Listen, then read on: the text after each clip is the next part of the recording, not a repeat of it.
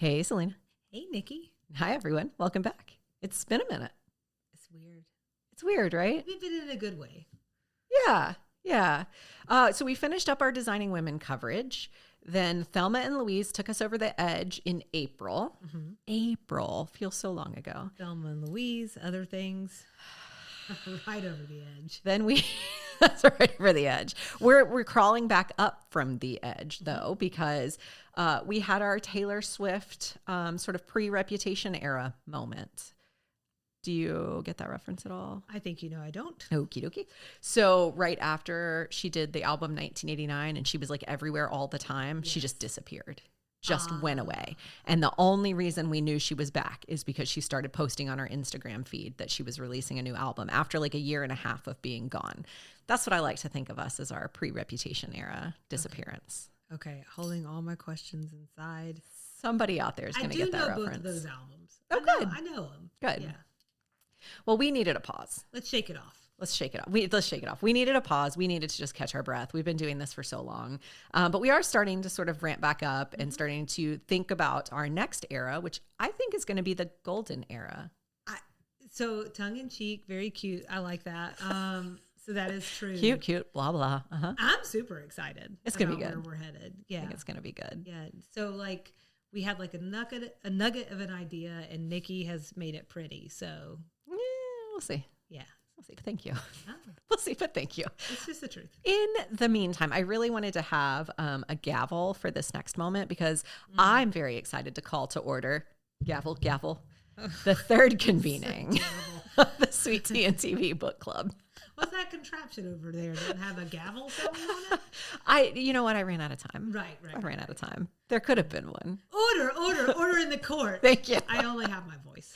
It's sometimes that's bold enough for me, Salina. We're here for the third convening of the Sweet Tea and TV Book Club. So we've talked about Delta Burke's fashion/autobiography book in the past. We've talked about Dixie Carter's autobiography. That second one is a little bit of a segue into this edition of the book club. But as to not get ahead of myself, we'll just go ahead and say we're talking about Marguerite by the Lake by Mary Dixie Carter. It was published by Minotaur Books, which is such a cool publishing house name, by the way, just as an aside, on May 20th, 2025.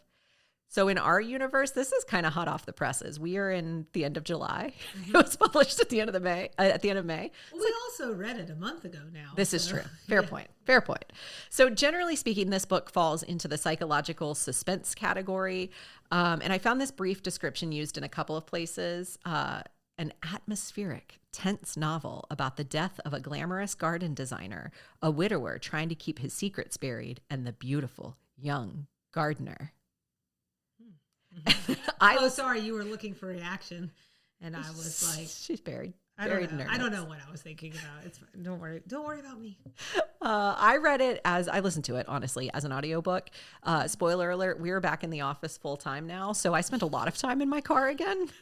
Did we ever even say that we're remote full time? I don't know. Okay. I don't know. Just in case that's helpful. Yeah. That's the friction that we experienced, I think, throughout the first part of the year is making that adjustment back into the office. Yeah, trying to find my pants. Yep. Where are my pants? Finding the car and finding the interstate. It's a whole thing. So I listened to it as an audiobook, but you read the actual book. Yes. I haven't embraced audiobooks yet. I get it. I support it. Yeah. And it's totally ridiculous, right? Because I listen to podcasts all the time. I don't know about that. So. I think I for a long time thought audiobooks were weird. My mom listened to them for a long time, and I would get in her car and it would be this like really elaborate Southern drawl telling part of a story that I don't know. And I was like, Mom, this is so cheesy. Do you think they're hiring? Voice actors? Just whoever's doing Yeah, that. maybe. It'd be kind of fun, I think. I definitely agree. Yeah. And I would nominate you. And I would nominate you. We nominate each other. No, then we cancel each other out. Quite fine. It would be a fun job. You won't remember, neither will I. But like, I always feel like Quasimodo to your voice, like your perfect NPR voice, and I'm like, Salina, I'm here. We're gonna fix your self-esteem. Not in this recording. Let me tell you who didn't help my self-esteem. All my friends and family who were like, when we first started. Don't listen to them. And they were like, Nikki's voice is so nice. It is really nice. Crickets. And I was like, all right, moving on. So it's really not me in this case. It's all my friends and family. Maybe they compliment you on other things and they don't want to give you a big head. Definitely, that is what It's happening. It's that, right? Yes. Anyway, can we pause on the author name real quick? Mary Dixie Carter. I know that you hate when I call the people who are listening sweeties, and I keep doing it. So that name should sound familiar to longtime sweeties. That's because it's one of Dixie Carter's beloved daughters. Mary Dixie is one of the people she dedicated the coda of her book to, which I think you and I both flagged as one of the most touching parts of the book. Beautiful. So Mary Dixie reached out on social media to invite us to a book signing event that she was participating here in the Atlanta area to promote Marguerite by the Lake. And since I don't leave the house after dark, you attended on behalf of Sweet Tea and TV. So can you set the scene for that book event for us and tell us a little bit more about what it was like starting with maybe where was it? When was it? Well, it was dark. And that's why I was not at the beginning. At the beginning, it was light, but you would have had to have driven home in the dark. Yes, it was. And I don't do that. It gets dangerous. It does. I got the astigmatism. It was It's tough times. It's always a little dicey every time I'm driving. So daylight, nighttime, whatever. Probably shouldn't say that since I drove her around at some point. So I have so many stories of you driving. Let's get started. No, where was it and when was it? Yes, so it was late last month, so June, and it was a very cute bookshop that is, for those who are in the Atlanta area, then you will be familiar with Woodstock. If you're not from the Atlanta area, it's about 30-ish minutes outside of the city without traffic. And Woodstock itself is a really cute little town. And so I just want to say also that great staff there. So someone who worked there, her name is Hyphen, and she was just really kind and giving with her time, super knowledgeable. A book got mentioned, and I was like, oh, I would look into that. And then she just appeared with it. And I was like, all right, well, I'll take that. Her name is Hyphen and she works at a bookstore? Yes. Oh my God. Did she change her name or do you think she was always meant to work in a bookstore? I do think she was probably always meant to work in a bookstore. I don't know if she changed her name. Like a stage name? I like the name. That's cool. Yeah. And also she was very fascinating, and I got a couple of stories out of her, and she has a very fascinating life. So cool. Anyways, she let Mary Dixie and I stay afterwards, so that we could record some of the reels. If anyone has been paying attention to our social media, you may have seen some of those pop up, and it was just, that was really sweet. Cause I'm sure she was ready to go home. Mm-hmm. Mm-hmm. But otherwise I would have been doing them out in the street. So that was the one part I didn't put together. You know what I'm saying? So Hyphen took pity on you and she was like, please don't go out into the street after dark. I really like it when people take pity on me. I kind of need it. Honestly, it's the best way to live. Yes. And now I'm just blanking. Did I say the name of the bookshop? You did not. Okay. It's Foxtel Bookshop. Okay. That's a cute name. So Foxtale. That's the cuteness. That's cute. A little play on words. Mm-hmm. What were your first impressions of Mary Dixie? Okay, so this is always a little weird. I mean, I don't know if she's gonna listen to this or not. So, and I don't know. I'm trying to think how I would react if someone was describing me. So, with that in mind, I just want to say that I thought that she was a beautiful person, both inside and out. Aww. Truly, I'm not sure. I'd say that it's hard to not think about Dixie Carter, right? As I'm joining this event, and I mean, I've seen her picture, so, but walking in, and then obviously the episode of Designing Women that she's on, but she doesn't look a ton like Dixie Carter. That said, they have a very similar, graceful presence. Okay.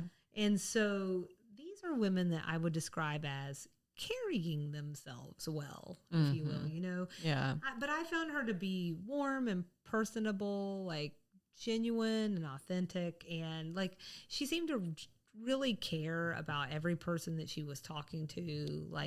she seemed like a really grateful person. I don't know. Like you could just tell that she was like, just like happy to be there and be talking about this passion of hers. And I thought that was really lovely. Oh, that's cool. It's, I hear what you're saying about it being kind of weird to describe a person. Our only impression, I will say at least my only impression of her is seeing her on a TV show. She's on a TV show that people watch all the time in their homes, and she's a published author. So to me, she is almost like this mythical kind of thing. And so I think it's really cool to hear that, one, you actually got to meet the woman, the myth, the legend, but also that you are able to kind of personalize her so much. Yeah. That's cool. Was there anything in the Q&A or like in your, in the talk that she gave or in your sort of watching this panel take place, anything that stood out to you that you think people should know? So in retrospect, like, she invited us maybe a week before and in the current, like you said, back to the office 5 days a week, there wasn't time for me to read it. So, and I wanted to get a copy there. Like that seemed part of the experience. I think that's cool.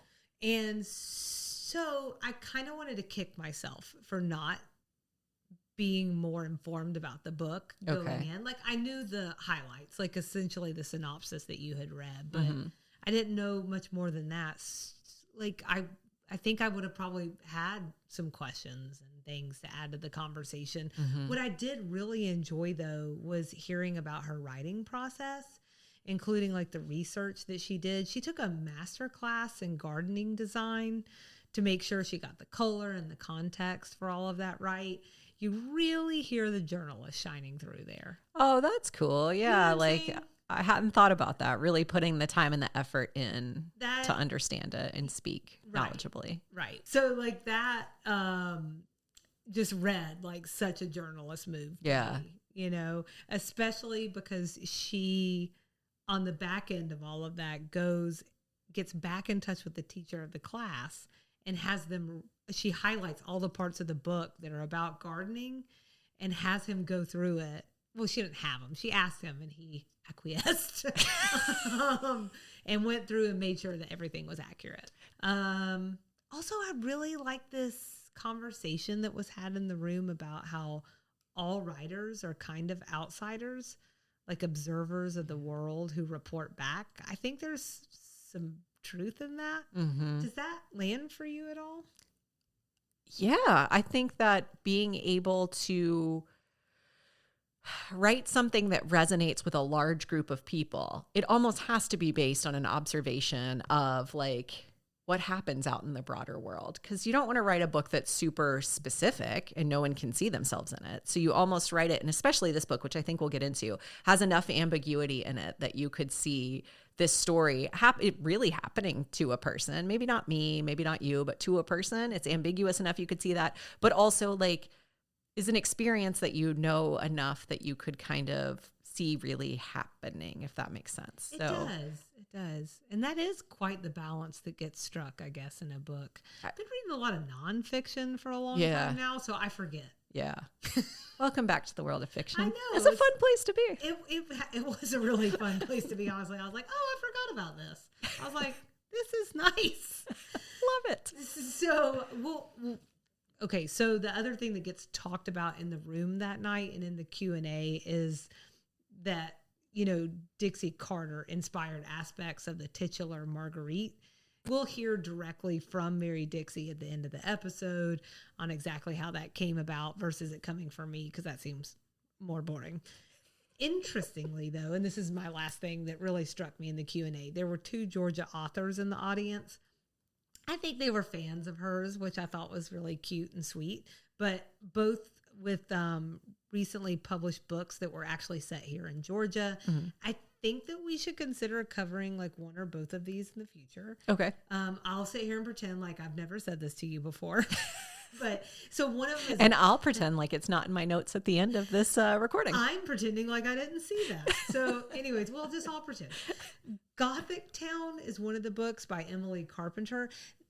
Crazily enough, like days later, I'm in a bookshop with my aunt and I see it out on the table and I was like, how cool. And then I open up the cover and it was like, soon coming to AMC. as a series. There you go. And I was like, what? And then Fabled Earth was the other book by Kimberly Brock. I will tell you, I think both of them seem incredibly interesting, and I'm excited to read them both. I also wound up buying them and getting both copies signed, and it's now a part of our Sweet Tea and TV library. Okay, so the thing is, like, I kind of currently hold the Sweet Tea and TV library, but the thing that I think that you appreciate, Delightful for me. Yeah, you don't have to put something somewhere. Absolutely. But it's yours just as much as it is mine. So, Thank you. but yeah, that was the kind of the experience in the room. People seemed interested in the book and excited to be there, and it was intimate and lovely. That's cool.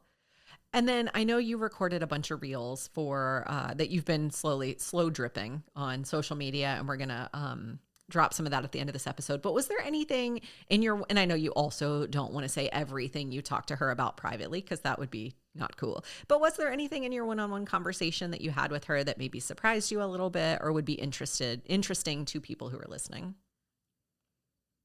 I think it's just one thing that sort of struck me as we talked is like it sort of underscored the things that we've talked about here on the podcast and the times we've talked about Dixie Carter. Mm-hmm. You know what I'm saying? So like one of the questions that we wound up asking her, look, see, even I still pretend like you were right there. You know what I'm saying? I'm in your head all the time. One of the questions that, well, I physically asked it, but you know, I like emotionally spiritually, thank you. You were still there, you know. I was like, your mom was like unapologetically Southern. So like, what if anything did she pass down to you? And she had said to me, she was like, you know, I don't know if anything's like really Southern. But then she started talking, and I was like, oh, that's Southern. You know, and maybe it does ring true every other place, but it also feels like Southern because that's the perspective that I can look at life. Right. Or whatever. But she, you know, one of the things she talked about was how her mom loved a tablescape.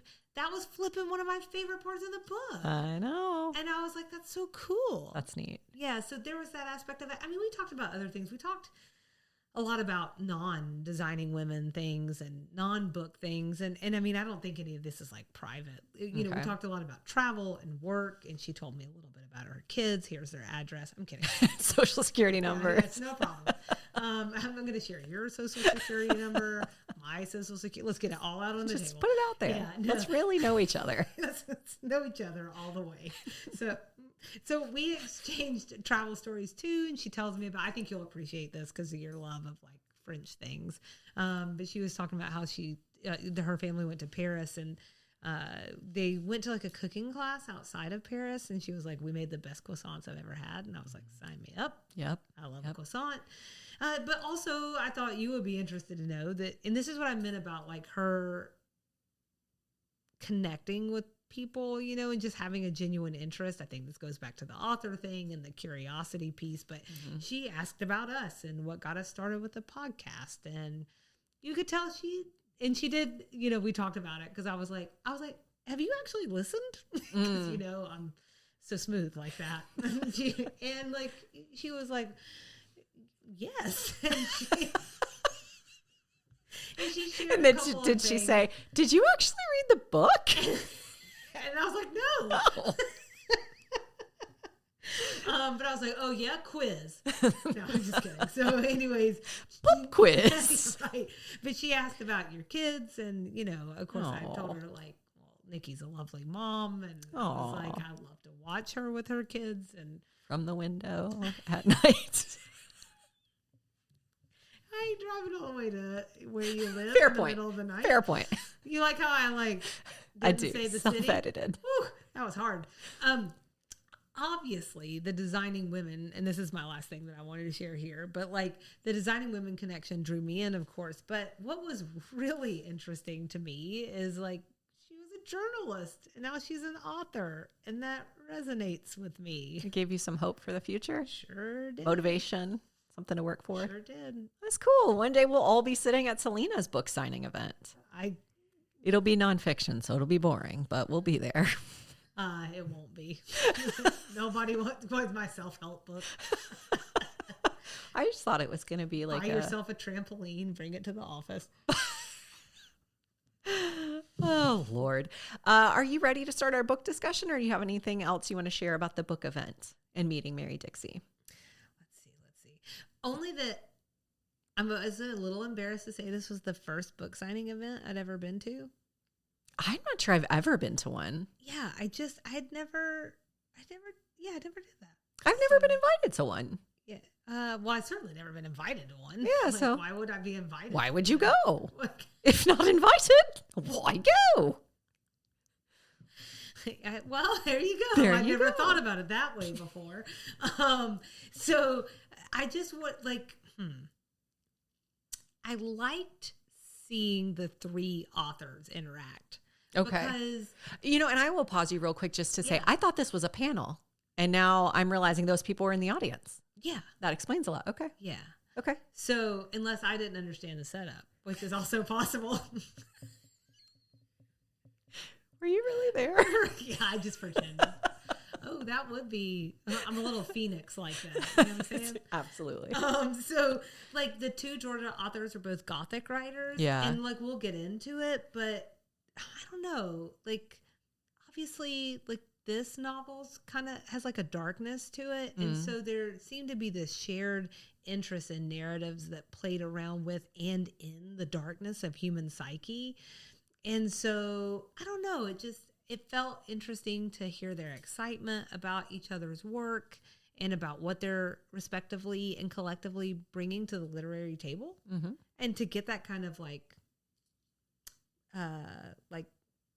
courtside view. I have to really think about the sports now. Woo! Took me a minute. And then just the general passion for books. Yeah. We need that. Yeah. Let's not lose that. It's super important.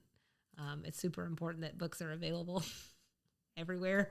It's super important that we have bookshops and libraries and access to read all kinds of different information. So anything that can go towards celebrating that, I'm all a part of that. Incidentally, I bought a high amount of books that night. I love that for you. I was like, I couldn't even hardly get them all in my book bag. Oh, you had a book bag. I did. Oh, well, thank you for going. It was wonderful. I wish you could have been there. Obviously, I missed you very much, but it is kind of nice to report back. So, and you not have to sit here and hear A description of the thing I was at. That's right. Yeah, I get That would that. be something. I get that. Well, a big thanks to Mary Dixie for inviting us, Oh my and big goodness. thanks to Salina for going and reporting back to us. Yeah, it's a good thing I stopped being scared to drive. I'm so proud of you. I'm so proud of you. All right, let's get into our discussion. So, Marguerite by the Lake. I found a book club guide on readinggroupguides.com. So, I borrowed a couple of cues from it, and I wanted to acknowledge that. But I also added a couple of my own. Okay. So, I just want to, I'm going to give that disclaimer at the top. I don't remember which is which. So, Okay. if you want to fact check me, feel free. But some of them I came up with on my own.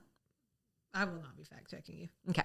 Thank you. I was looking at you to make sure. So, general impressions. Salina, ultimately, was this the book you were expecting when you started? No, Yeah. Okay. definitely not. Especially hearing Mary Dixie talk about the gardening piece. I just don't think I was prepared for something so deliciously dark. Oh my gosh, that's such a good point that you had a totally different viewpoint on this book going into it than I did. Yeah. Because you attended the event. Right. So you heard bits and pieces without context. That's fascinating. Yeah, I think I was further confused maybe. Okay. So I knew there was I knew Marguerite died. That gets I knew that when you told me that before I got to that part in the book. it was only 25 pages in. Sure. She's in the title, but she dies so early. Well, she is dying on the front cover. Oh, well, I did an audiobook. I don't have a front Mr. cover. Marguerite in the Lake may have not read the same, So I didn't really have any expectations either. And for me, the whole read was a pleasant surprise. It also embodied these kind of themes that I'm a sucker for. It's classic fish out of water story. We've got this class and social status piece prominently featured. It's just a perfect breeding ground for conflict. It was also giving revenge. Do you remember this show? No. This is a soapy drama from the 2010s on ABC. It was a young woman who wormed her way into the upper crust Hampton society to, get revenge. Sure. So as one does. And there's like a lot of twists and turns, and I'm sure somebody, if there isn't anybody that like actually watches it, actually she was part of the upper crust. Yeah, I know. Okay, but just go with me. Go with you. I'm with you. Yeah. So anyways, good show. Only 4 seasons. You might actually be. I might actually follow through. Yeah. Okay. How I about you? also had zero expectations going into it because I don't even think I read the summary. You had mentioned to me that she reached out and invited us to this event, and I knew I wasn't going to be able to go. And I was like, I should just go ahead. And I was pleasantly surprised it was on Spotify and I could listen to it because it's so new. I don't know. I just thought it wouldn't be there. So I was really glad I could listen to it. So I had no expectations. I'm not sure I even read the description. I will tell you, when I started listening to it, I thought I knew exactly where it was going. I was horribly wrong. So like in the beginning, Phoenix feels like this super straightforward character. You think you're getting this super reliable, small town, blue collar girl, like you said, on the outside looking in. And you think she's going to lead you through this. New things were coming, but I thought she would be reliable and someone to follow, which we'll talk about in a little while. But of course, by the end, it's totally off track. And Phoenix is not at all who you thought she was in the first chapter or two. I will say there were hints along the way that I think I even registered them as I was listening. Yes. It's always like when you look back, it's the sixth sense of it all. You look back and you're like, oh, of course that happened and that happened. But even as I was listening, I thought like there were some things coming that were going to surprise me. Like early in the book, the way she talked about how she lost her grandmother was interesting. Like you knew there was more of a story there and you knew it was maybe a little darker than you thought it was going to be.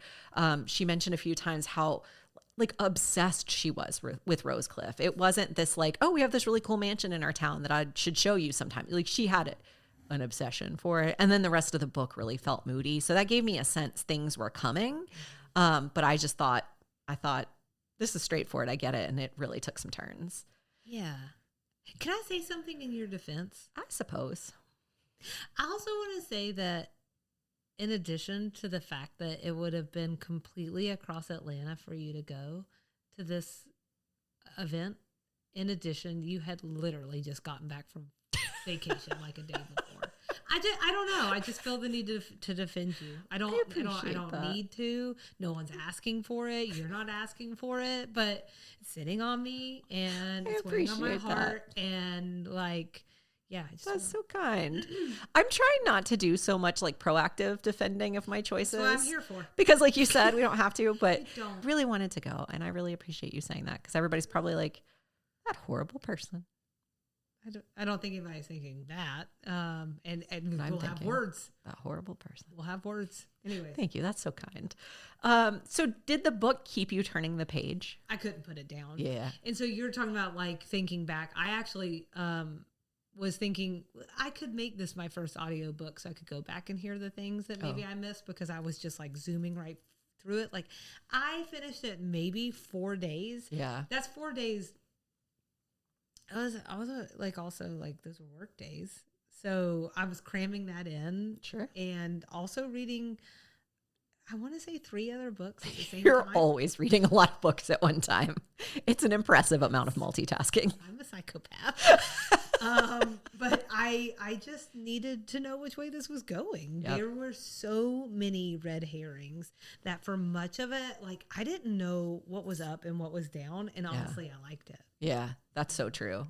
I completely agree. And the breadcrumbs too, like you sort of, some of it was red herring, which is like a super great catch. And then some of it really was like you're reading, you're like, there's something here. I need to, like, what happened with grandma? Like, what happened with grandma? What happened with her dad? And I just really wanted to know. So I will admit that the last 2 chapters I put on 1.5 speed because 2 was too fast. It felt like a chipmunk talking to me, but 1.5 got me to the end faster so I could just know. You just needed to know. Kyle hates that I look up the end of things before I finish them sometimes. And this one, the only reason I didn't look it up is because nobody had posted the ending anywhere that I could find.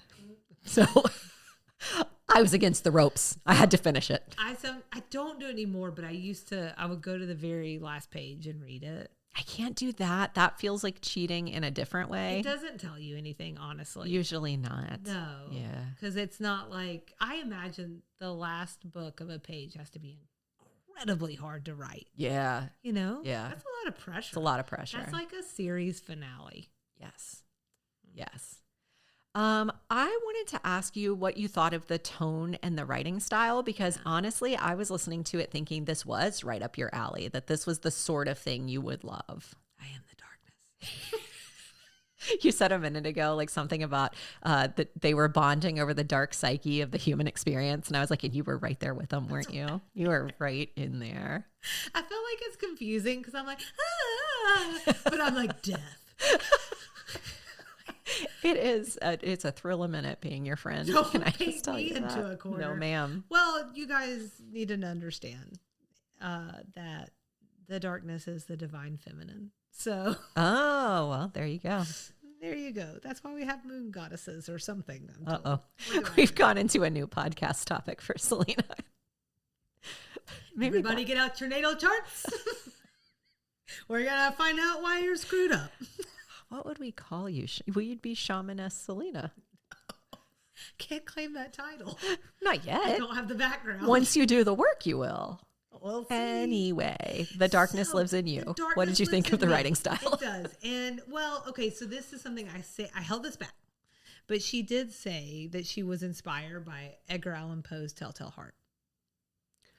That makes so much sense.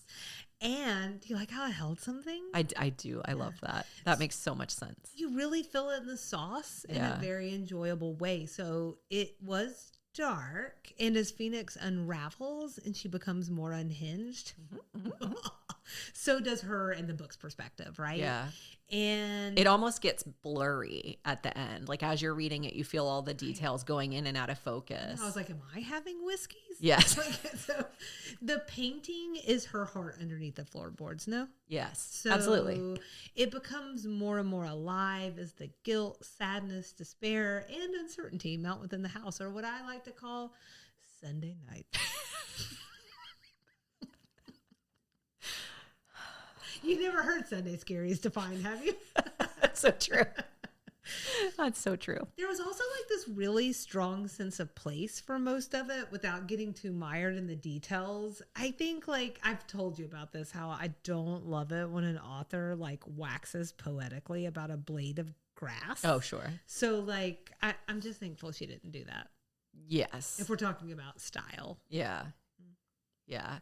The moody tone and like sort of atmosphere, the sense of place that you're describing, I think it worked so well for the story she was trying to tell. Like you can't tell an Edgar Allan Poe inspired story at Disney World. You know, like you have to tell it in a very specific place. So I thought it was a perfect fit.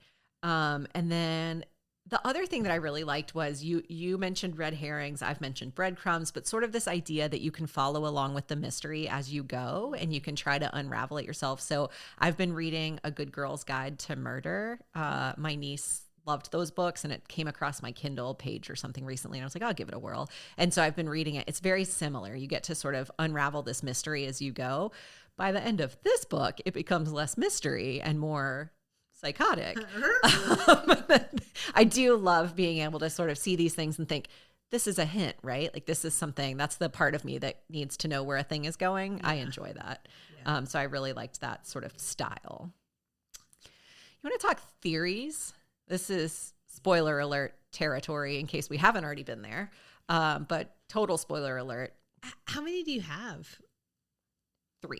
You have 3. Okay, and I have 5. So you want to just volley them back and forth until I'm extra? Let's do it. I could even drop my last 2. They like get, oh man, I want to hear them. Precipitously worse. Okay. I want to hear what you want to share.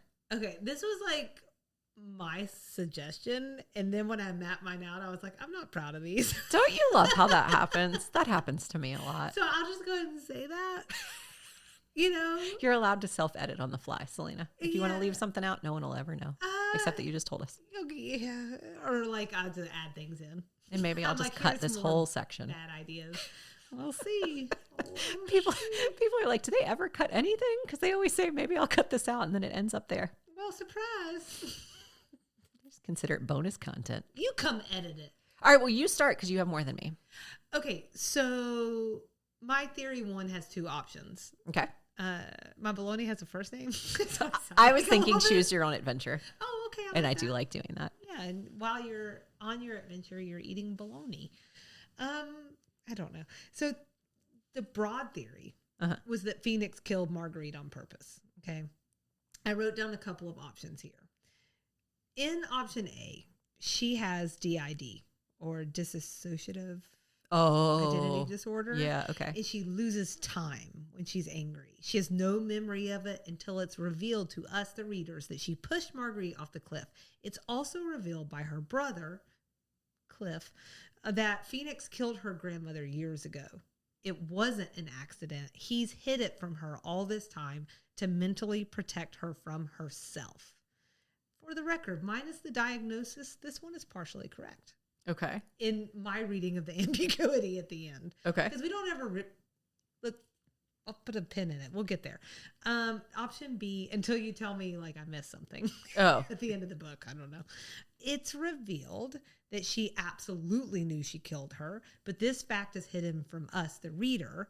A larger plot is revealed between her and her brother, who planned the whole thing in order to exact revenge on Marguerite and to get money. And here's why. Marguerite slept with their father and is the reason that the mom left. They also worked together to kill their grandmother because she was a bag of crap.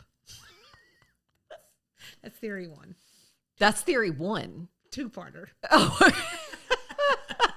I want to pause and say, you have a future, Salina. I don't know that you know this, but you have a future in soap opera writing. When soap operas have their grand resurgence, yeah, you will be at the writing table. Here's all you need to do to be a good soap opera writer. Ingest many soap operas. Do not minimize your skill. Or soap opera for writers. weaving a narrative. Do not minimize that.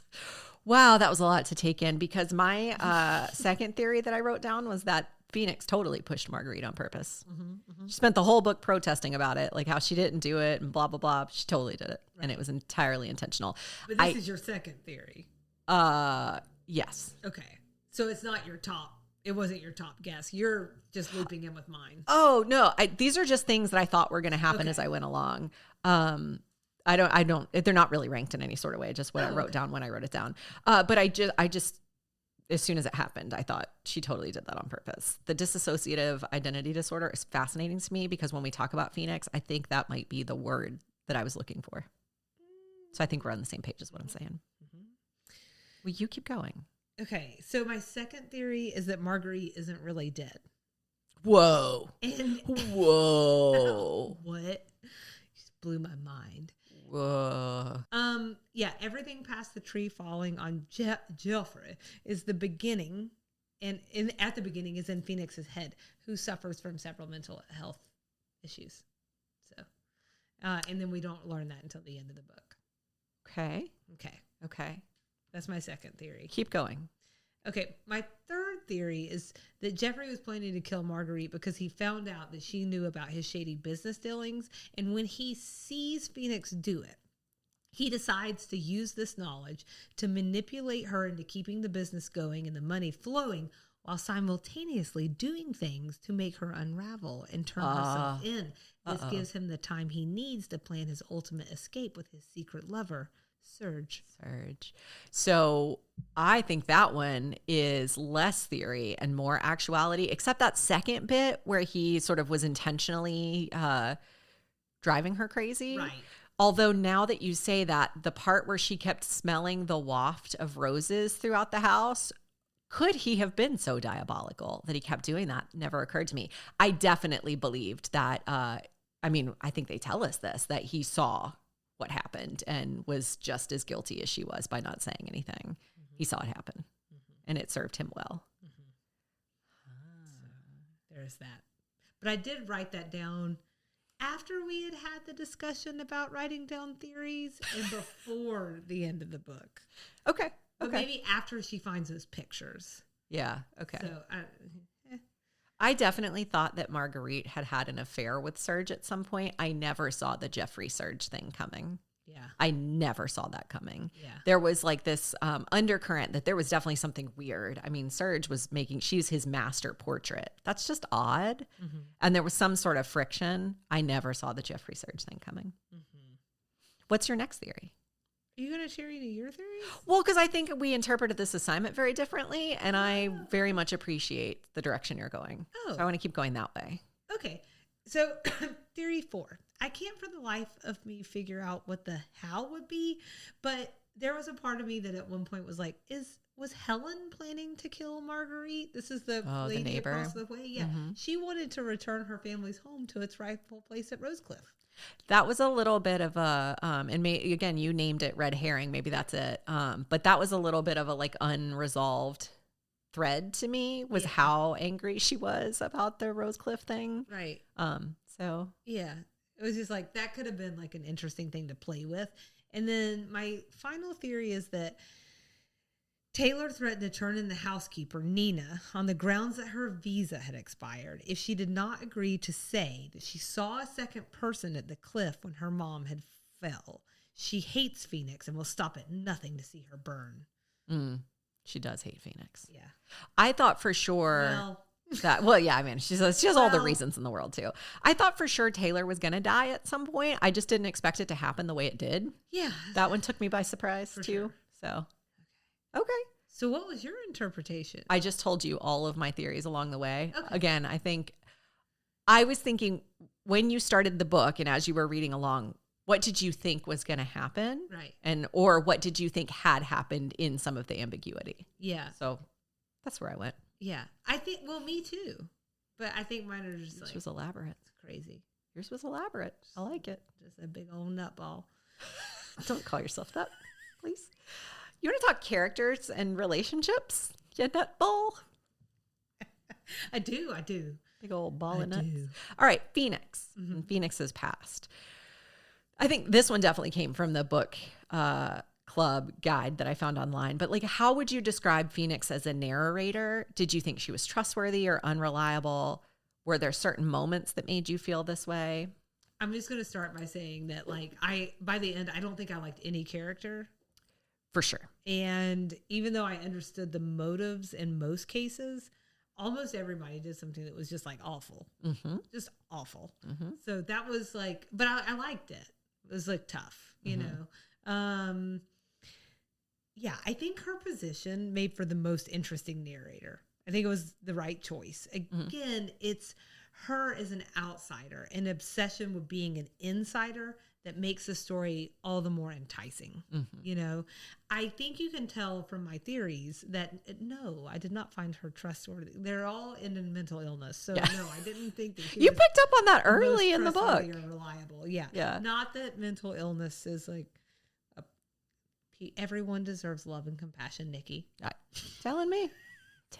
So, but I do think if you don't have a clear understanding of what's going on around you, that makes being reliable tough. Well, we're all a little bit unreliable, right? Like we all have our own layers of things. And then when you're not in your ideal state of mind, you become increasingly less reliable. Yes. You have a different explanation and different perception of what happened than even a rational person would have. Just ask like 3 people what happened at a bad Thanksgiving. Absolutely. You know? Absolutely. And that's not, the stakes aren't even high. Right. I mean, depending on the Thanksgiving. You know what I'm saying? Sure. Specific moments. Okay, so I felt for her initially. This is like sort of what you were saying in the beginning. Or like, you know, I liked her, you know, because it's written from her perspective. You know, we're brought into it as seeing this Marguerite's death as an accident. Like, you know, that's what I believe too. And Phoenix saved Jeffrey at the book event. So you have that early moment where you're like, she's almost a hero. That's a great point. Yeah. The moments that really made me believe that she wasn't trustworthy were her interactions with Taylor. By then I was like, oh my gosh, this is just not great. This is all gone sideways.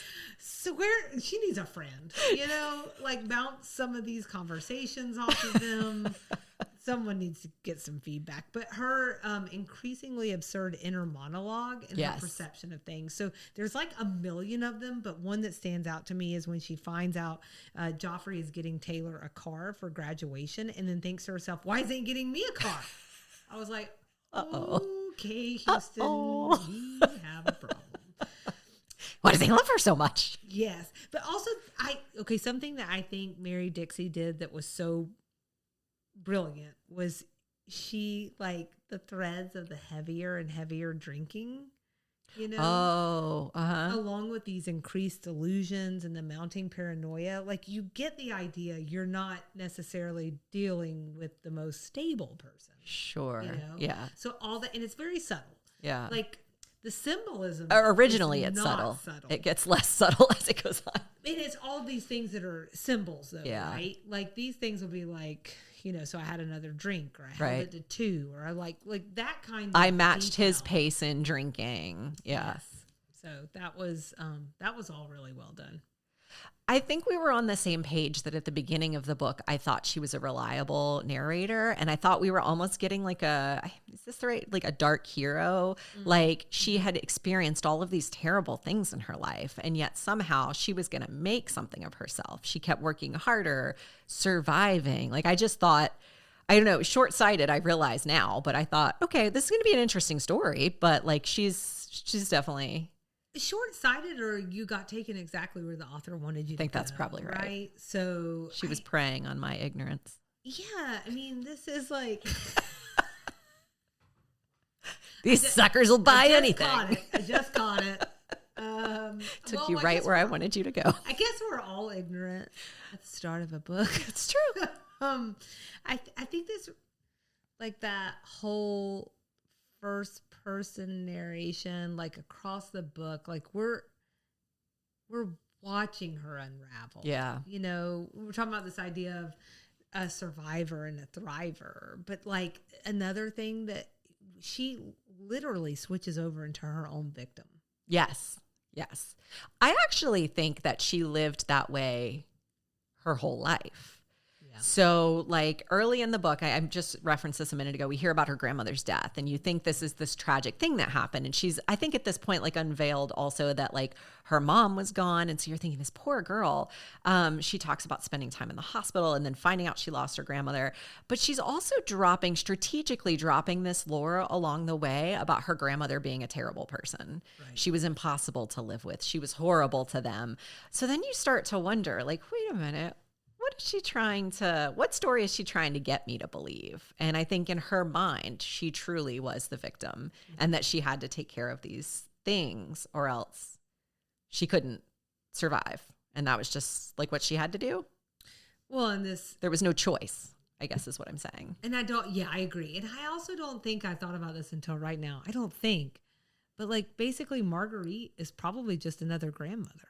Yes. Just another, obstacle, strong woman figure that she feels like is taking something from her that belongs to her. And she was taking things from her as far as we know. If we believe that she can be reliable to that extent, then she was taking her gardening knowledge and passing it off as her own. Yes. I guess that's up to the reader to determine how fallible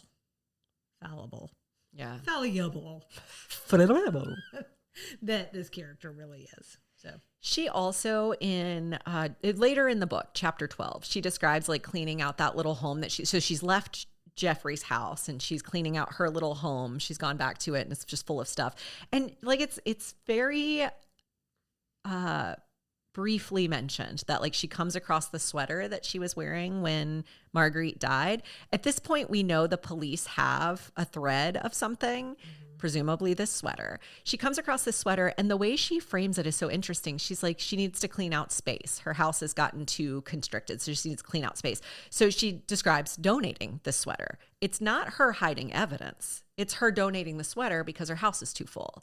You know that's what's happening because you know what the police know. She knows what the police know. But the way she frames it is so interesting.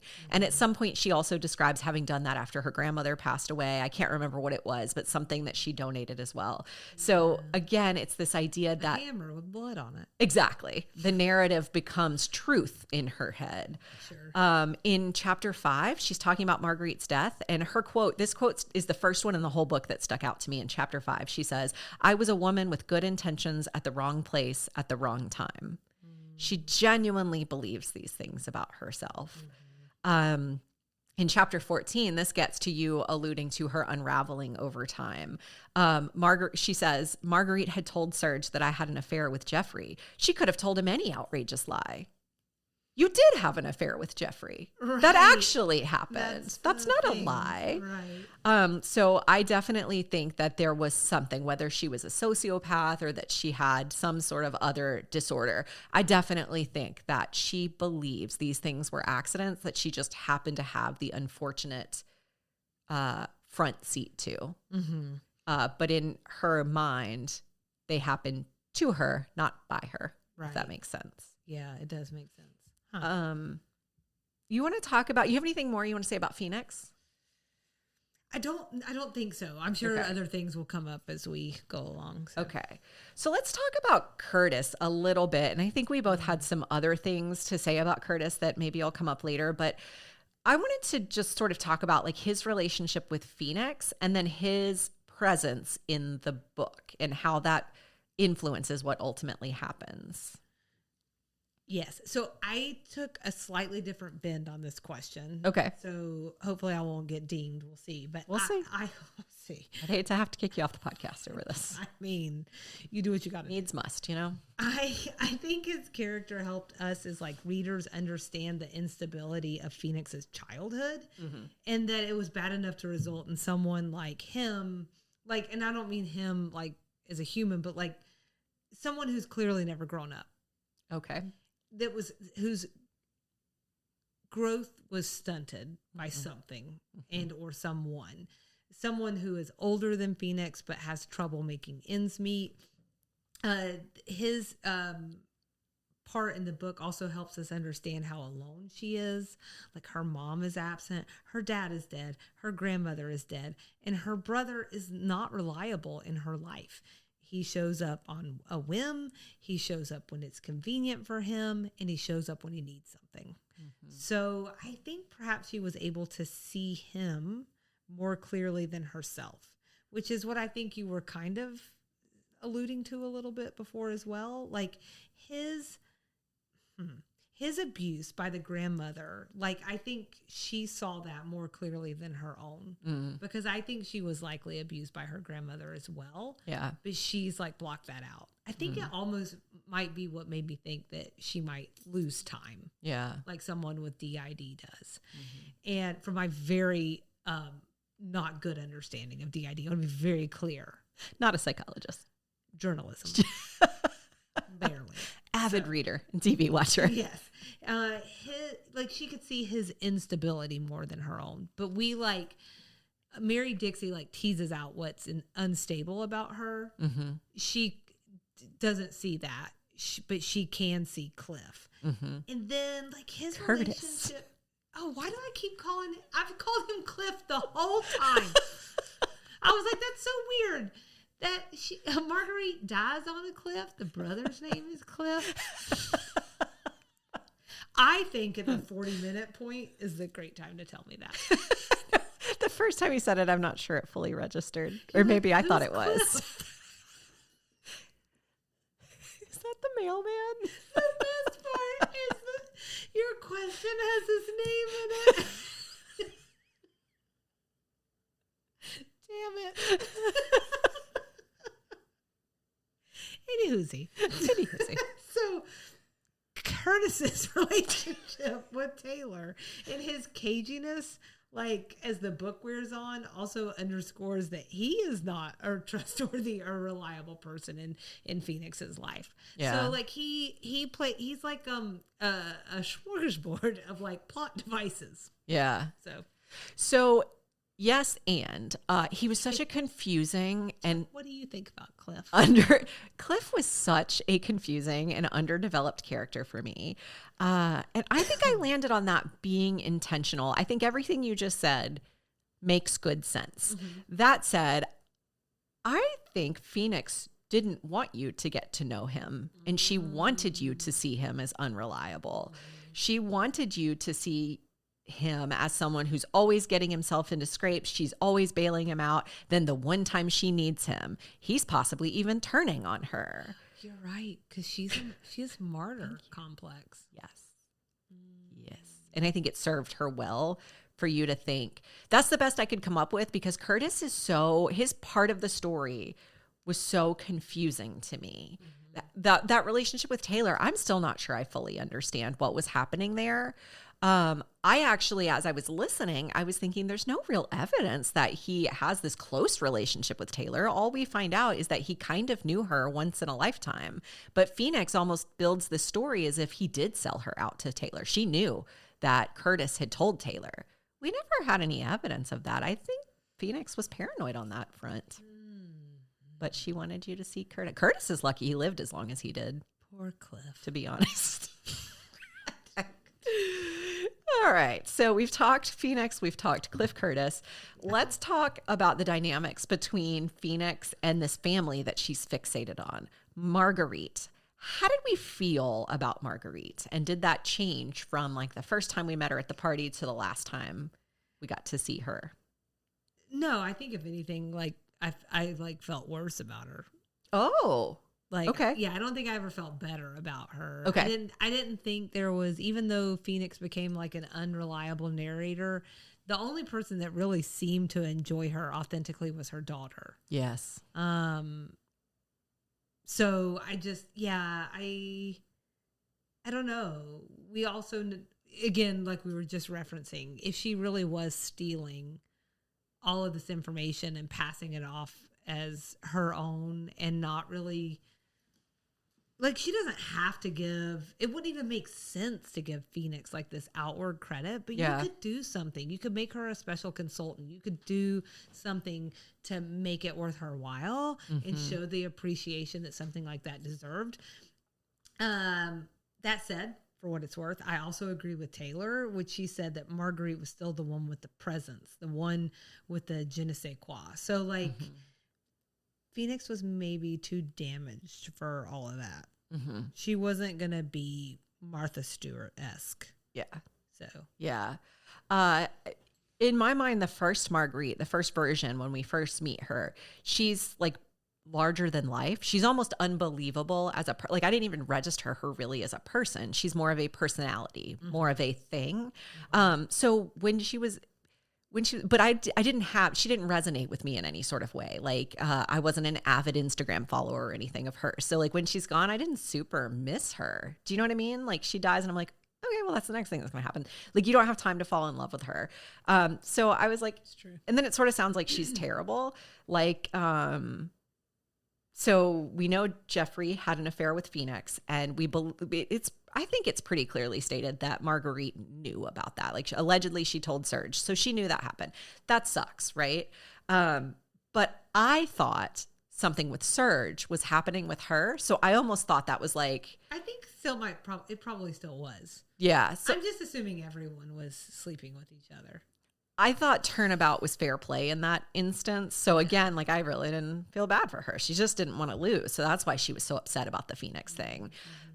That all of that said, when I saw Taylor's pain over losing her, that was super, I thought, authentic. Because we're hearing that through what we now know is Phoenix's sort of like distorted lens. And it's still very clear that Taylor is torn up over losing her mom. There was something super special that she lost in that relationship. Then I started to feel really bad because I was like, Marguerite was a fully formed person. She made bad choices like everybody does in life, but somebody missed her. Might not have been her husband, might not have been her gardener, but it was her child. And then I started realizing when you learn about Jeffrey and Serge and that they had a thing, maybe she really did get a kind of bad shake of things. Then by the end, I felt bad for her. Well, it's also not fun to be a commodity. Yeah, right. So, yeah. Who knows? So then Mary Dixie knows. So let's talk about Taylor, who definitely, you said earlier, hated Phoenix. Did you think that her hatred, I think I know the answer to this from your reaction earlier. Do you think that was justified? And then how did her reaction make you feel about Phoenix, if anything? So Taylor was obviously like a little snot, but I think her feelings were rational and justified. So there were a lot of decisions made by Jeffrey and Phoenix that were very thoughtless and like frankly bizarre. Like just utterly bizarre. Like what the hell is like what passed through my mind a lot. So moving in with each other just weeks after Marguerite dies, asking Phoenix to go as his date to that like memorial or whatever. Yes. What a terrible choice. Jiminy Cricket. And stupid Jeffrey's like, maybe that was a miscalculation. And I'm like, do you think? And then Phoenix trying to like mother her. Yeah. Like, so she like tried to rub her on the head or something at one point, and then chastises her for setting up her studies in the living room or reupholstering a chair after living there 5 seconds. Like, I don't know. Like, it's crazy. Their interactions made me dislike them both, though. Oh, really? Yeah. Like, because I think there was a level of like, you don't belong here. Yes. That had to do with her status too. I agree with that. So like, it's fine to be like, hey, my mom's side of the bed hasn't cooled and you're acting like this is your house. I've lived here my whole life minus like the last year and a half. Like, have you lost it? And please don't ever touch me. I'll feel very like fine, but to be like, you don't know which glass to drink out of, you Pavel. Yeah. That's never going to sit well with me. I get it. So there's that. I have nothing to add. That was beautifully put. Same. Tough stuff. I want to talk about Rachel real quick. The police person. I don't know. Detective? That's probably the better word. We'll talk about her real quick. And I think it'll be real quick because there really wasn't much to Rachel, but it was clear that Rachel suspected Phoenix was involved more than Phoenix was letting on. Do you think there was anything in particular that kept Rachel from directly connecting Phoenix with the death immediately? It kind of took a long time for us to get to the point where it looked like where Rachel was on Phoenix's doorstep in terms of accusing her. Was there anything in particular? And I can start just so I'm not like totally putting you on the spot. I think it actually might have helped that Jeffrey wasn't pointing the finger at Phoenix or pursuing Phoenix in any way. I think we're on the same strand. Yeah. He wasn't hindering the investigation, but he certainly wasn't sort of like pushing it along. I don't know. Oh, okay. You don't know that he wasn't hindering. Yeah, I don't know that he wasn't doing things to complicate it in the background. Okay. Like maybe he found out Nina was an eyewitness and maybe he's the one threatening her visa. Yeah. You know? Yeah. Like, you know, we're led to believe that Curtis provided Phoenix with an alibi, at least at first. Yeah. I don't know. There's just so much of that. Like, again, the red herring, like, look over here stuff. It's hard to know. The true crime part of me, that's exactly what I landed on in terms of like what made it hard for her to connect Phoenix. It sort of seemed like, it doesn't take a genius to put it together. Phoenix is having an affair with this woman's husband. Suddenly Marguerite's dead. That feels pretty straightforward. The lack of physical evidence makes it really, really hard. And a lot of unreliable eyewitnesses. So the person who says they saw it from across the lake. Right. English wasn't her first language. Jeffrey is telling them nothing. The daughter is over here freaking out over everything, but also she just lost her mom. So it's hard to build the case, I think was the challenge there. Yeah. Okay, so Rachel was doing her job. She was trying so hard. Her instincts were right. She just didn't have what she needed. She was definitely her interactions with Phoenix were interesting. Yes. Because you could tell that there was like in Phoenix's telling of it, yes. So themes and symbolism, wanted to tell just really quickly, I think we've touched on some of this, but gardening. You mentioned that Mary Dixie researched gardening to get to this book. And I just wanted to know if for you, the gardening piece of it all added anything, took anything away from it. What was your take on that as part of the story? Well, I think it gives Phoenix some of that legitimacy that we needed from the beginning. So we know that she does have that much credibility. And I think it kind of helps confuse the reader. Okay. Like welcome confusion that we needed to keep it a mystery. Okay. It's sort of masking the fact that at least in the beginning, like we had every reason to believe her version of things. Sure. Okay. Because she was the expert. Right. Yeah. Okay. And then by the end, much more unclear. Yeah. You know? Okay. But she knew how to tend the roses. Right. I think all of that, my first sentence is, I think it made everything feel more legitimate. So I love that we were even using the same words. I think also for me, it set the mood a little bit. So like Marguerite had her own rose variety. That sets the tone for what a giant she was in this world. And that, I'll stop right there and just say that is something that Mary Dixie actually did talk about. Oh, at the okay. end. She talked about like how like she wanted Marguerite to be otherworldly, and by her having she was inspired by somebody else or a few other people who had roses named after them or something, and so she knew doing that would elevate that character. One of the rose bushes in my front yard, incidentally, is a Miranda Lambert rose bush, the country singer. Walmart had it, and I thought it was pretty, and it was on sale. So, yeah. I think also the gardening was a little bit of setting the mood and the environment, and there was a lot of symbolism with it, because at the very end, Phoenix has designed this beautiful driveway lined by all of these trees. Yeah. It physically sets her apart from the world, which is where she wanted to end up, is separate from this investigation, part of living alone in her, or with Jeffrey, I guess, but kind of alone in her mansion at Rose Cliff, in her mind belonging. And I think the gardening helped with that. Just like it feels part and parcel to the gardening is and you were like with the trees, it's also like the rose itself. Like roses are an important symbol. This also got brought up in the room that night by my mother, who was in attendance. So, and it was a good point. Like, she asked about whether or not Mary Dixie had thought about the symbol of a rose or whatever, but it is like a symbol of beauty and strength and all of these different things. And so that's why Seal wanted a kiss from a rose. As we all do, just don't get the thorn. Don't get it. That's right. But she, like, you think about this idea of like, and this is very Telltale Heart, right? Is she's like she's like setting them on fire. Yeah, that got wild. And then they just triple inside. I never saw that ending coming. That got wild. That went sideways for me. But like the roses kept multiplying. Yes. And becoming more beautiful. And so Yes. some of that just like speaks to the haunting of Marguerite. Like the way that she embodied that entire home, that entire area, all of Rose Cliff, it was hers, and she was never not going to be there. That is, if anyone was actually, I guess they were seeing those roses, right? Because Taylor comes and says, and she's like smiling about it. Yeah. Like, these roses. Yeah. So the roses were there. Right. But we also don't know,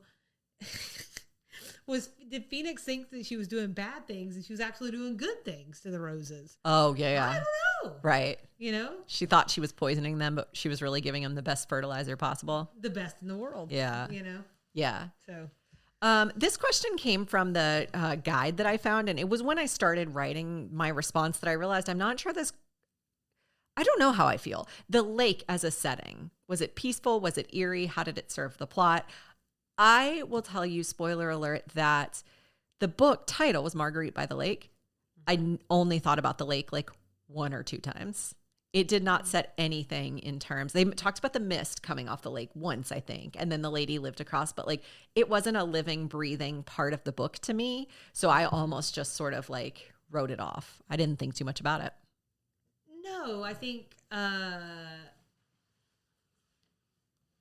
trying to think. Okay, so one of the things that we're talking, it's bringing back things that she's talked about like her writing process. And one of the first scenes I think she wrote was the one where she gets so mad that she just goes and starts walking the lake. Oh, right. Which is like the end, and she was inspired by her friend or something, or someone that she knows who got in a fight with her stepdaughter. And she was so mad that she just had to get out. And so I guess in some ways it kind of served as an escape. Yeah.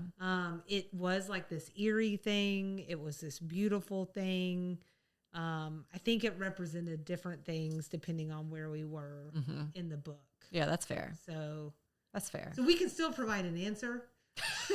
Because we are nothing. Mainly, I saw it as eerie. Okay. Class. The book talked a lot about Phoenix's small, I'm putting that in quotes, small New Haven home versus like the huge, exquisite Rosecliff.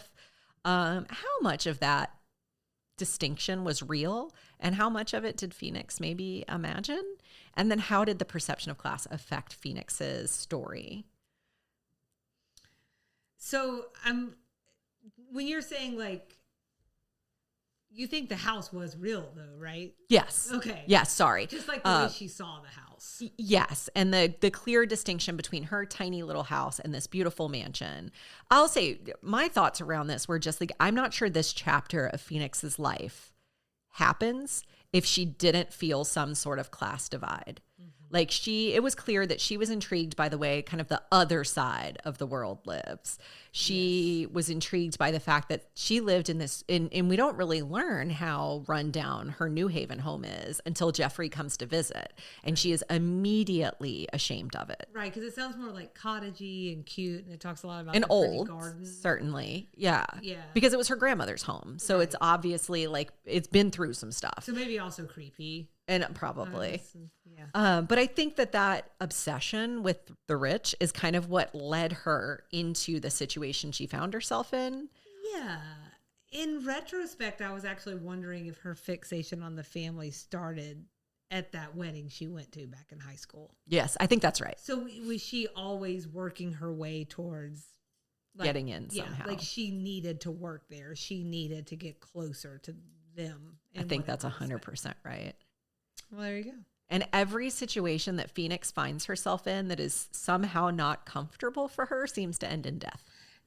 So I think she thought this is what she wanted. She had to find a way to get there. It wasn't feeling the way she wanted it to, so she murdered someone. Right. Or two someones. Well, it's a very common. It's just what you do what you have to do. You know what I mean? I wanted to know on the themes and symbolism then, do we need to talk about the painting? Oh, sure we can. Okay. Yeah, sure. So that Why was not? one. That was one. The biggest one, maybe. Like you said, the painting was the telltale heart. And so it was always this living, breathing thing throughout the book. I'm just darn curious about this thing. So like if you've ever seen, we were talking about this recently with family. If you've never seen the Mona Lisa in person, you think it's going to be enormous. You think it's this gigantic canvas and it is this larger than life painting. And then you see it in real life and it is a postage stamp. She is a tiny tot. It is a postage stamp and it's surrounded by thousands of people. And so it looks even smaller. I want to know if the Marguerite by the Lake painting was that or if it was actually big and imposing. I'll use another Louvre reference. Do it. I think it's more like the Nike statue. Okay. You know, I think it is big and it's imposing. Big. Yeah. Yeah. I just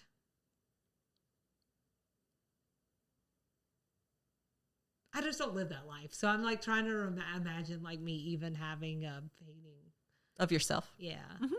So that it's a bold choice. Yeah. I'm just not sure that's for me, but like when I catch a glimpse of myself in the mirror, I'm like, hey. Now I will say, if someone had painted a world famous portrait of me, this is what gets different. And also I'll point you to what we get to hear from Mary Dixie about why it connects to her mom. Okay. And in that instance, I get it. I get it much more. And you will hear what that's all about. But like, I'm just trying for me. I mean, there's a lot of things that people do that aren't for me, and they're not right or wrong. It's just like, I don't even really hardly have any pictures of me. Yeah. You know? Yeah. I know what I look like, unfortunately. I don't need more photos of it. Do you know what I mean? I do. Even though when you say it, I'm like, no, Nikki. And then when you say it, I'm like, absolutely not. Yeah. Put that pretty face on the wall. You just put it up there. So we have not problems. So the painting, am I right? You're right. Is there anything more you want to say about the painting? Just that it was her guilt. Just that. It was her guilt. And I thought it was like really, like that was the kind of like where we crossed over from mystery to like Oh, You know what I'm saying? yeah. Almost like horror Yes. or something, Gothic. almost gothic, if you will. Like, just Yep. like her coming, like it was so well written. And that makes me think about what you're saying at the top. Like, you need it to be concrete enough that people can see it, but not so concrete that they can't make up some of the details themselves. Yes. And in that respect, it was pretty perfect. Yeah. We're going to need to move this along, Salina. So, I wanted to really quickly ask you about, Are we on the third hour? it's getting close. Okay, perfect. The ambiguity and, just so much of the book was just up for interpretation or unresolved. And I was just curious if it affected your interpretation or appreciation. And I think you just sort of gave the example of the painting being that it kind of made the story better because it was open. But was there anything else in the ambiguity that struck you? Only that I just think it worked. I think it worked for what we were trying to achieve here. I took this whole part of the book, that ambiguity, I appreciated. I think it makes things more interesting. It's giving us 3 hours worth of something to talk about. And when you think about an investigation and someone trying to piece a crime together, isn't this what it must feel like? Yeah. You know some things, maybe even a lot of things, but you probably don't know even more things. And so trying to make them into a coherent story that will also hold up in court is a tall order. It is.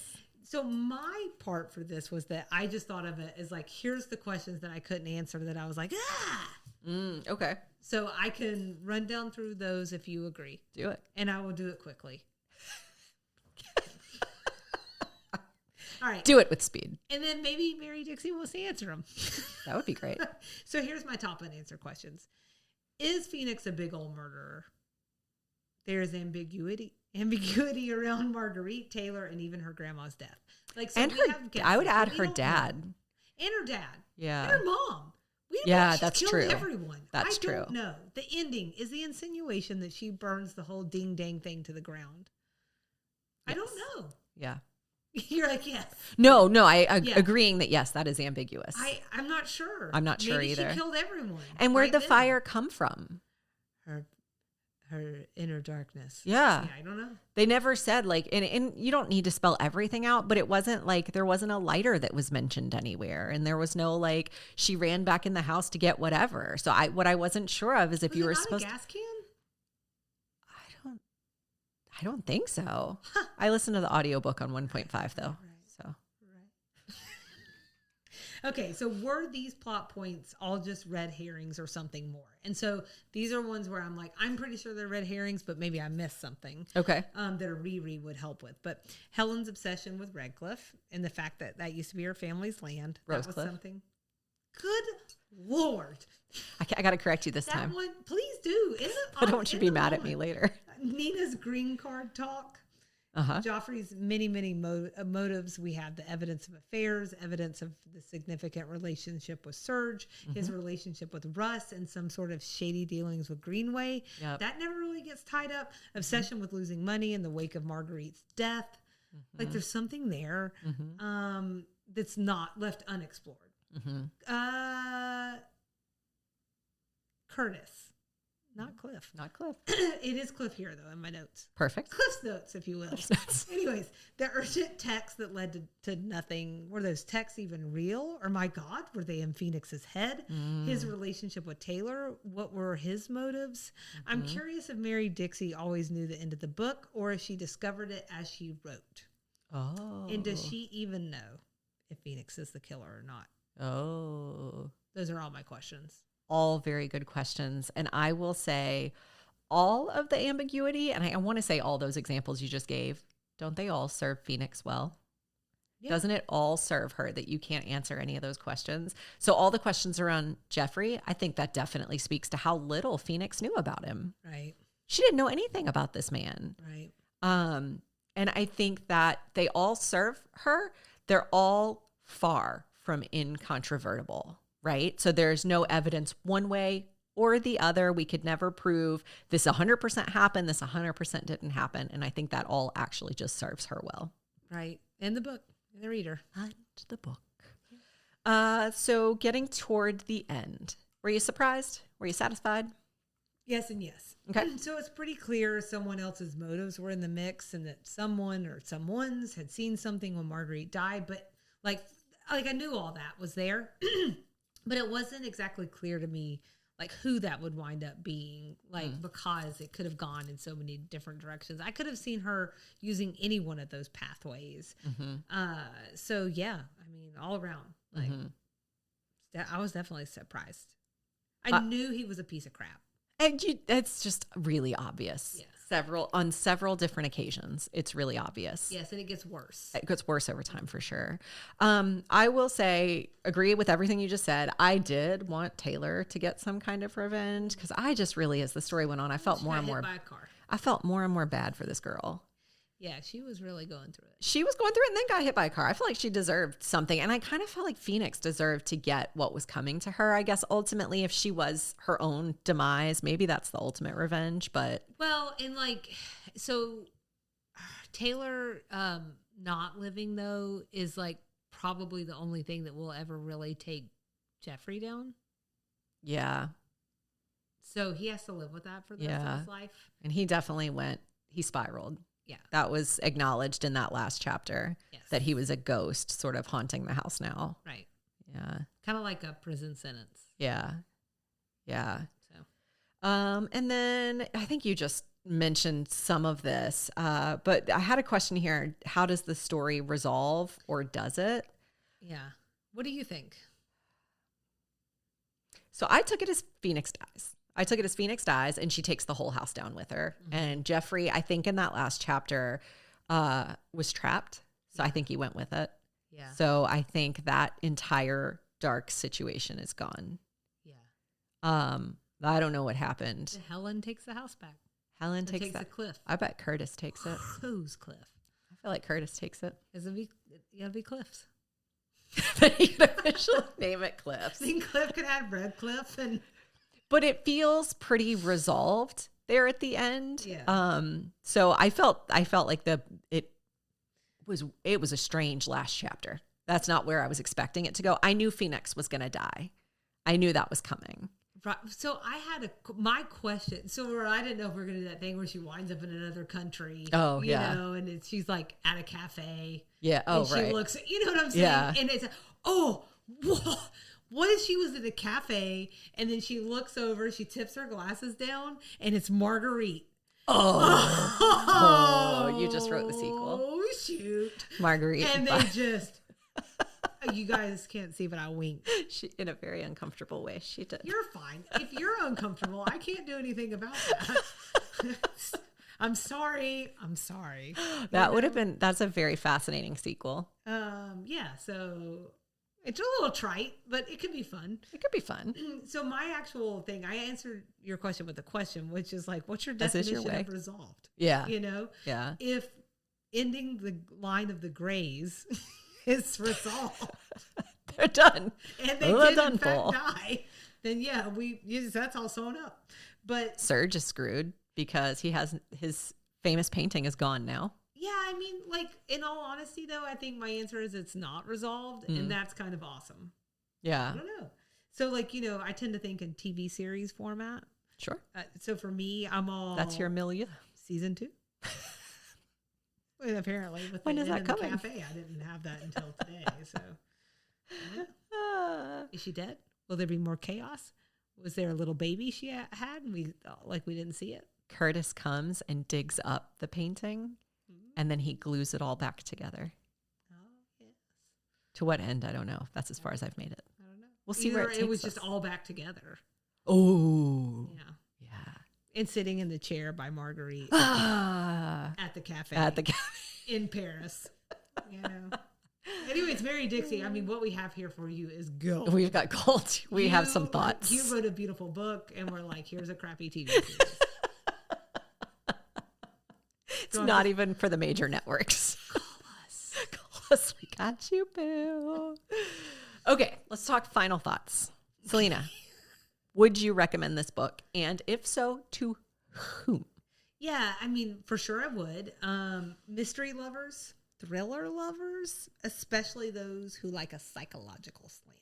Yes. So I will be recommending this book as those kinds of conversations come up for sure.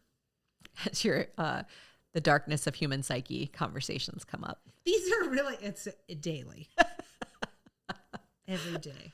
I would also add to that, yes, agree with all that. I would add to that this would be a great like fall book to read, like a cozy time book. This wasn't necessarily the most summery beach read to me. That's fair. This is more of a put on a blanket and sit in the darkness with a fire going. Oh, that's what I do in the You summer. really gotta, yeah, we're different people. We're different people. I'm like, it's 90,000 degrees outside. I'll see you guys in She doesn't leave. December. So I would add that. And then also I would add there's a little bit of a true crime element to it. Like you mentioned, it goes off the rails at the end. It's not so much true crime anymore, but like if you're into that, I think there's a little bit of that too that you might like. Anything else you want to add before I wrap us up? Only that you can't know the light without knowing the dark. Mm-hmm. Okay. That's what you wanted to know, right? That was You it. said anything else. It's so true. I will learn my lesson one day. And I also roasted corn for the first time today. Yep. You said It was anything. delicious. I'm going to learn the open-ended question isn't for you.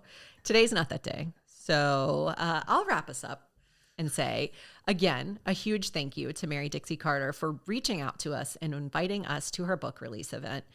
Honestly, like at the risk of sounding like a fangirl or whatever, it's just really special that someone of her caliber thought of us and reached out to us.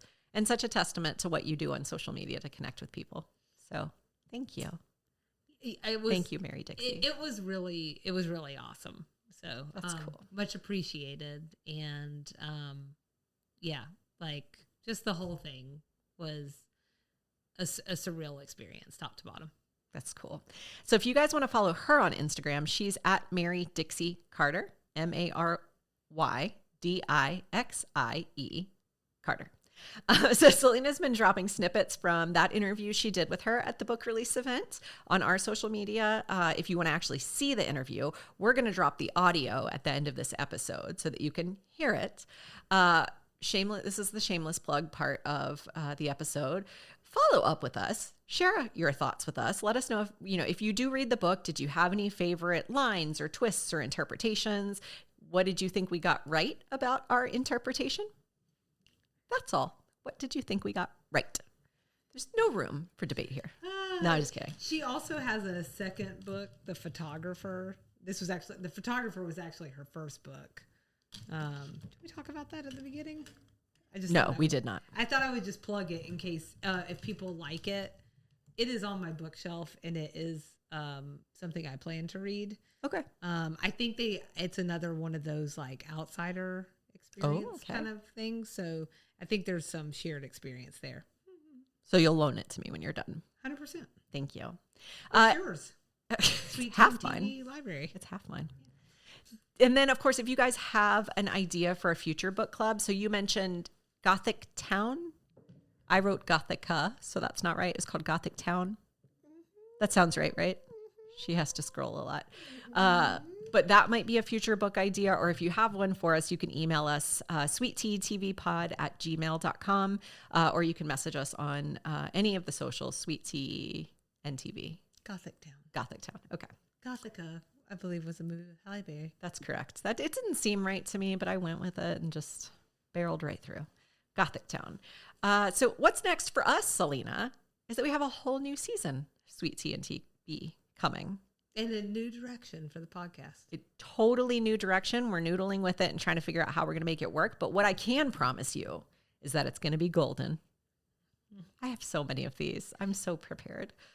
So in the meantime, as you're catching up on our old seasons, and I look at the metrics, people are still downloading our old episodes, which is fantastic. So if you're catching up on things, please be sure to leave us a rating or review wherever you listen. And then make sure you're subscribed so you're the first one to know when all our new episodes are out sometime in October. Yeah. You know what that means, Salina? Spooky season. Spooky. Perfect for Gothic Town, maybe. Well, maybe. Dun, dun, dun. You know what that means, Salina? What does that mean, Nikki? We'll see you around the page turn. Okay. Uh-oh. Or maybe we'll just see you around the page. Okay. All right. Bye.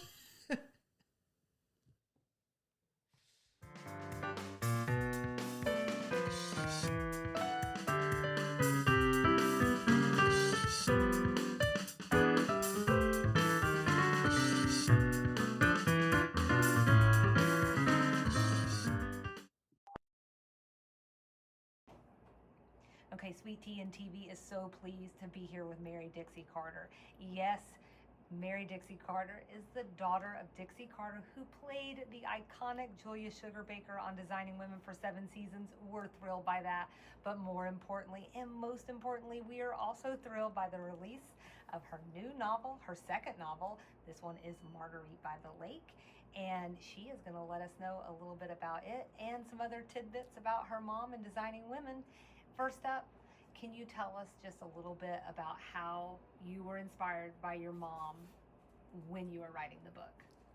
Yes. Well, my mother had a very close friend who was an Italian painter. And they were friends for 50 years. And over the course of those years, he painted her many times. And after my mother died, I would go back to the home that she and my stepfather, Hal Holbrook, shared. And when I would visit, I walked into the house, and every time it felt like my mother was still there in the house. And I think a lot of that had to do with the portraits of her that were prominently hung throughout the house, like in the living room, in the gallery, in the dining room. The portraits her close friend had painted of her were everywhere. So in the book, Marguerite, there is a portrait of Marguerite that is hanging over the fireplace. And it's in the book, the world of the book, it's a world famous portrait. And so even after Marguerite dies, Marguerite is still wielding power through this painting.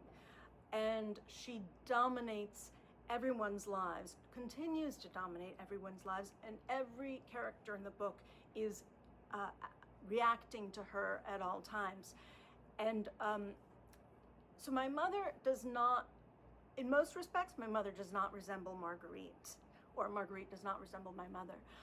But there's something about those portraits and that similarity of my mother's presence in the house, and I kind of like channeled all of that into this book and into Marguerite's presence and Marguerite's continued power. Very cool. Okay, so back in season 3 of Designing Women, you actually played your mom's niece in the world of the show. I know that has been a few years or so, but do you have any like strong memories of what that experience was like, or did anything from that time really stick with you? Yes, all of it stuck with me. I mean, it was an amazing, amazing week that I spent on the set of Designing Women, and I already was close with a lot of the well, specifically Delta Burke, I was close with, and Linda Bloodworth Thomason, and in fact, I was Delta's bridesmaid in her wedding. But it was a joyous week. I remember seeing that red cape for the first time, that red cape that I wore, like that, and the whole red ensemble. And I was like, this is so cute. I just love this outfit. And I loved the whole premise, which was, when I first read it through at the table reading, that I'm supposed to be like Suzanne Sugarbaker, and I'm supposed to be the young version of Delta Burke, and Delta, who I love and love her acting and everything. So that was a treat. I got to kind of emulate the spirit, not that I was trying to copy her acting or anything, but the spirit of Delta's Suzanne Sugarbaker. It was really, really fun. and the whole thing was fun, and that was like a very special time. Oh, I love that. And I love that you were in Delta Burke's wedding. I didn't realize that. That's amazing. I actually, because my mother and Delta Burke did Filthy Rich before Yes. they did Designing Women. Right. Also Linda Bloodworth. And so they were friends, and I knew Delta, for all the years in between the two shows too. And in fact, Delta came to stay with us when my mother was traveling. So Delta was sort of like, a big sister, aunt, or something, That is very sweet. So we've been fortunate enough to read your mom's book, and in our view, she, in a beautiful way, is like unapologetically Southern, and really puts a spotlight and shine up on her Southern roots and what that meant to her. And we were just curious, is there any Southern tradition or just tradition that you've taken from your mom and ran with? Well, there are many, and I'm just going to name a couple of things that I don't know if you'd call these traditions exactly, but my mother felt strongly that you should always make everyone else feel good about themselves. And one thing I'm just remembering is you should never ask anyone what they do for a living, because it's a rude question, and there's implied in that is that you're going to somehow judge them based on what they do for a living. And what if they don't want to share that at the moment? What if they're unemployed at the moment? There's a million different reasons you should never ask someone what they do for a living. So, and also, there's along with that is just that your goal should be to make the other person in the room feel special and feel wanted and feel good about themselves. So that's one thing which I find is a little Southern, because not that people in other parts of the country don't do that. Of course they do, but there are a lot of Southerners who, like, that's their sort of their modus operandi. That's what they try to do.